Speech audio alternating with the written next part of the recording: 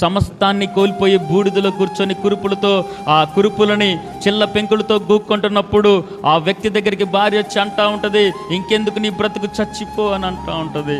అప్పుడు ఆ యోబు అంటాడు, అమ్మా మూర్ఖురాల వలె మాట్లాడొద్దమ్మా, అదే నువ్వు నేను అయితే పురుషులంగా మేమైతే కోపం వచ్చి మూర్ఖురాల పోవతలకి, నిన్ను అనవసరంగా నేను చేసుకున్నా పోవతలకి అని చెప్పి పురుషులు ఇష్టానుసారంగా మాట్లాడతారు, ఇష్టానుసారంగా మేము తిడతా ఉంటాం.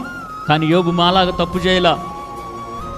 టీ పెట్టకపోయినా తిడతాం, అన్నం వండకపోయినా తిడతాం, కూరలో ఉప్పు ఎక్కువైనా తిడతాం, పిల్లగాళ్ళు ఏడుస్తున్నా తిడతాం, ఏం చేస్తున్నావు నువ్వు పిల్లగాళ్ళు ఏడుస్తుంటే అని మాట్లాడతాం, గద్దిస్తాం, అరుస్తాం, కేకలు పెడతాం. ఇష్టానుసారంగా భార్యని సాటి అయిన సహకారిగా చూడకుండా ఇష్టానుసారంగా బూతులు తిడతా ఉంటాం, వ్యర్థంగా మాట్లాడుతూ ఉంటాం, హింసిస్తూ ఉంటాం. ఎంతో ఓర్పుతో కుటుంబాన్ని కట్టుకుంటూ వస్తున్న తల్లిని, భార్యని ఇష్టానుసారంగా మాట్లాడే పురుషులు ఉన్నారు ఈ లోకంలో, నాలాంటి వాళ్ళు ఎందరో.